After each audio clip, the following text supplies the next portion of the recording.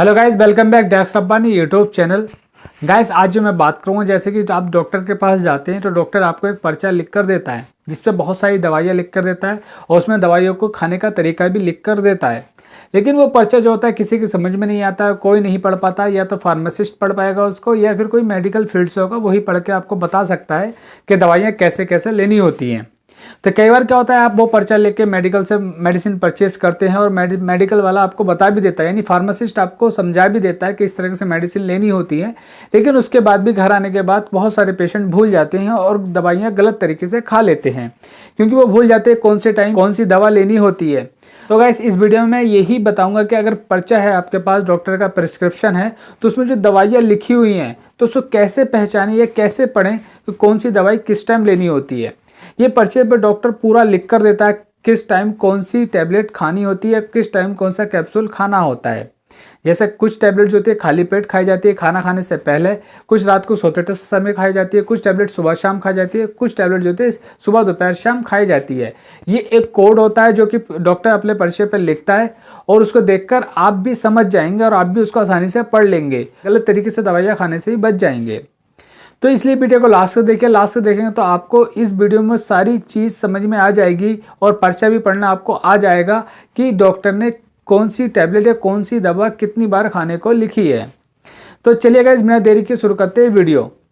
Guys, आज जो हम बात कर रहे हैं कि डॉक्टर के पर्चे को कैसे पढ़ें, कैसे समझे कि कौन सी मेडिसिन किस टाइम खानी होती है। तो इसमें क्या होता है, जैसे कि आप पर्चा देखेंगे सबसे ऊपर जो लिखा होता है RX लिखा होता है।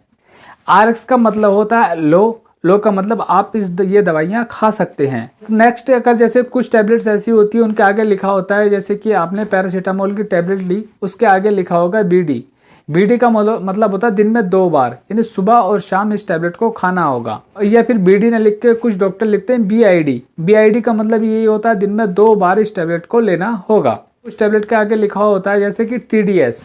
जब TDS अगर आप देखेंगे उसका मतलब होता है दिन में 3 बार लेना होगा। दिन में 3 बार मतलब सुबह दोपहर शाम, यानी दिन में 3 बार लेना होगा अगर TDS लिखा है तो। अब जैसे ही कुछ डॉक्टर प्रिस्क्रिप्शन में लिखते हैं AA स्मॉल लेटर में, जब स्मॉल लेटर में लिखेंगे AA तो इसका मतलब है जितनी भी दवाइयां हैं सब सेम डोज में लेनी होंगी, लेकिन ये बहुत कम पर्चे पे लिखा होता है। कुछ डॉक्टर लिखते हैं जैसे कि एब्सफेब, यानी एब्सफेब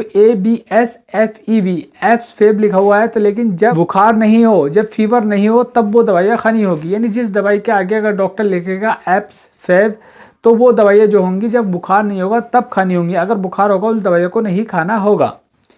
कुछ टैबलेट्स ऐसी होती हैं कि उनके आगे लिखा होता है AC का मतलब होता है खाना खाने से पहले, यानी खाली पेट ले सकते हैं। जैसे कि पेंटो DSR कैप्सूल जो होगा उसके आगे ज़्यादातर लिखते हैं डॉक्टर AC का मतलब होता है कि सुबह खाने से पहले या शाम को खाने से पहले उस टैबलेट को लेना होगा।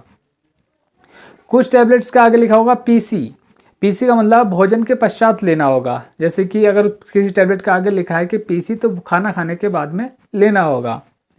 किसी के आगे लिखा होगा ऐड, जैसे कि ज़्यादातर सिरप में लिखते हैं ऐड का मतलब होता है मिलाना या हिलाना। जैसे कि कोई भी सिरप है उसके अगर ऐड लिखा तो मतलब उसको अच्छे से शेक कर लेना है, अच्छे से हिला लेना है, मिक्स करके उसको फिर पिलाना है। कुछ टैबलेट के आगे लिखा होगा एक्वा, यानी AQ लिखा होगा मतलब पानी के साथ लेना है। एक्विट लिखा होगा तो मिलाओ, मतलब उसको मिलाना है, मिक्स करना है। अगर AH लिखा होगा तो हर घंटे पर उस दवा को लेना होगा, यानी AH, A कैपिटल में H स्मॉल में अगर लिखा होगा तो उसको हर घंटे पर लेना है। एक्वा बॉयल लिखा तो खोलते यानी गर्म पानी के साथ में लेना है, गर्म पानी के साथ में लेना होगा तो लिखा होगा एक्वा बॉयल। तो ये मैंने कुछ टर्म्स बताए, बाकी मैं जो बताऊंगा नेक्स्ट वीडियो में बताऊंगा, पार्ट 2 में बताऊंगा, इसलिए चैनल को सब्सक्राइब करके रखिएगा, क्योंकि बहुत ही इंपॉर्टेंट जो अभी टर्म्स रह गए हैं, लैटिन टर्म्स बोलते हैं इनको, बहुत ही इंपॉर्टेंट रह गए हैं, वो भी आपको जानना बहुत जरूरी है। मैं अगला पार्ट बना के अपलोड करूँगा, उसके लिए चैनल को सब्सक्राइब करके रखिएगा। चलेगा, ऐसे ही नॉलेजेबल वीडियो के साथ मिलेंगे हम अगली वीडियो में।